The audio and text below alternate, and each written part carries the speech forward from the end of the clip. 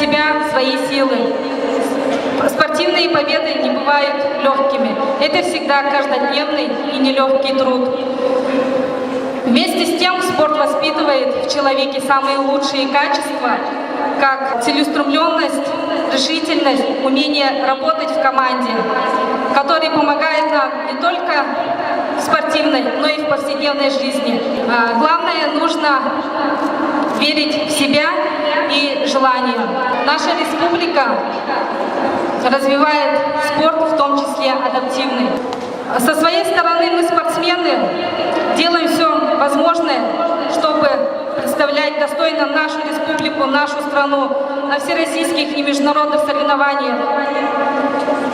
Всем участникам спартакиады хочу сказать, что вы многого достигли, и желаю на этом не останавливаться. Удачи, успехов и победы каждому из вас. Спасибо.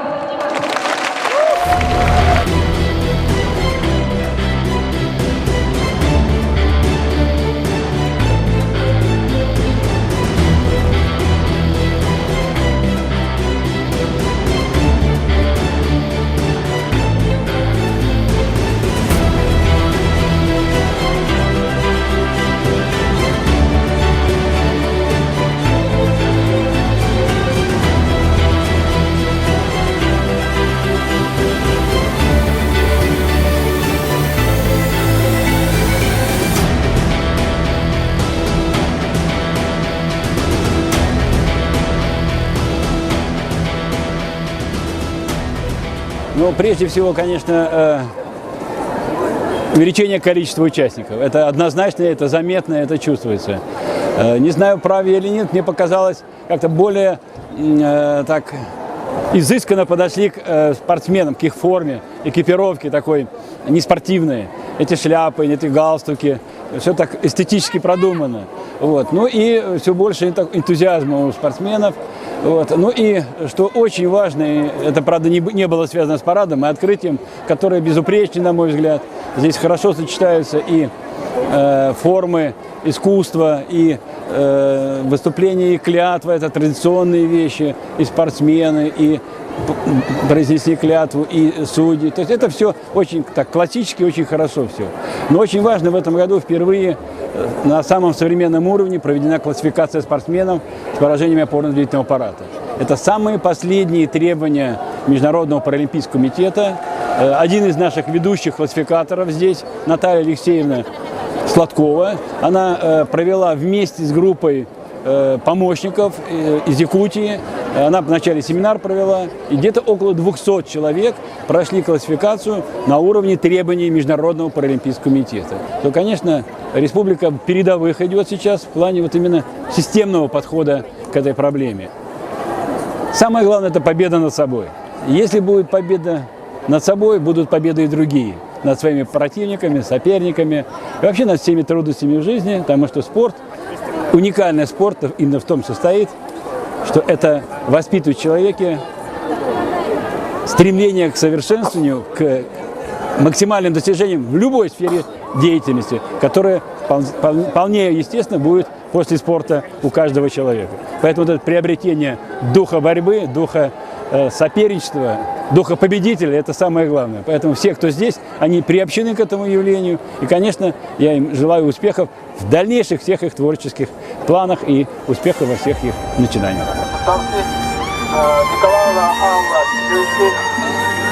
и Михайлова Татьяна.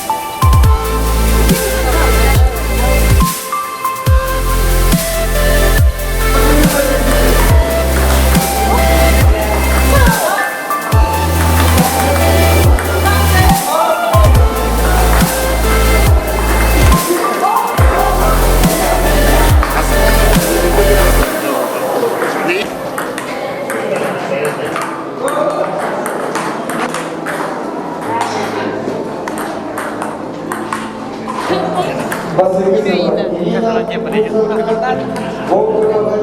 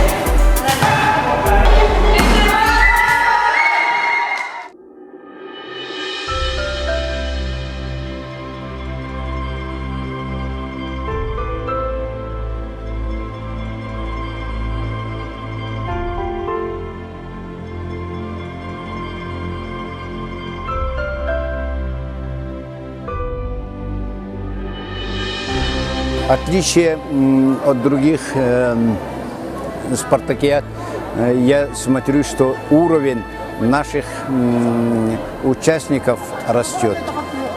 каждым годом. И радует, что в этом году северные улусы очень активно участвовали. Первое место среди северных улусов занял Берхаянский улус. И среди центральных улусов и городов занял город Якутск. Но очки были равные Нюрнбергским районам. Нюрнбергский район уступил только по качеству. Именно по 37 очков по качеству призовых мест. Создание центра адаптивной физической культуры и спорта показало уже положительную сторону под руководством Анастасии Семеновны Михайловой. Адаптивный центр работал как основная проводящая организация, и по проведению, по организации было очень хорошо продумано и провели в высоком организационном уровне.